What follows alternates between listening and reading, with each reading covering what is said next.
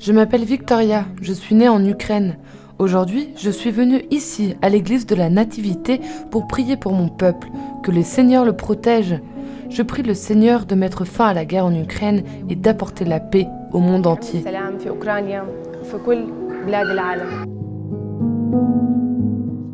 Nous avons rencontré des personnes d'origine ukrainienne qui vivent en Israël et en Palestine.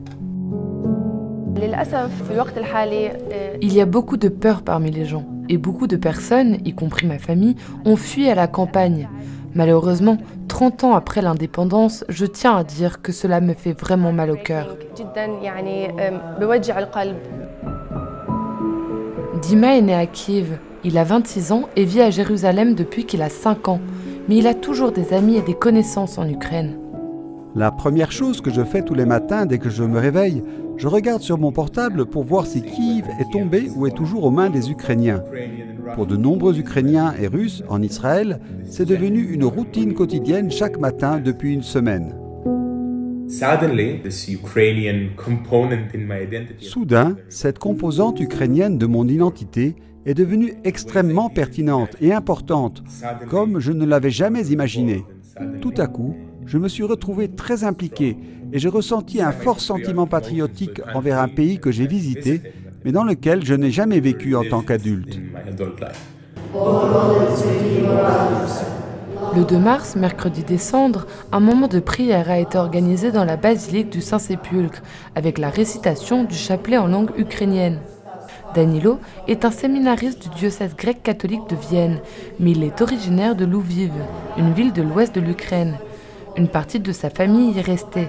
Il est là, à Jérusalem, pour une année de service. Comment puis-je donner ma contribution? Comment puis-je être là pour ma famille, pour les gens de mon pays d'origine? Je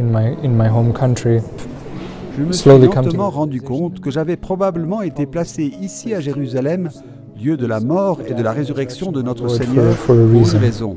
La communauté catholique de Nazareth s'est également réunie pour prier pour la paix en Ukraine.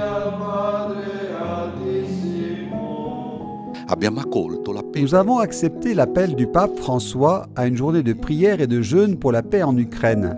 Nous l'avons fait avec la simplicité de Nazareth, avec la spiritualité de Nazareth, simplicité, vie quotidienne.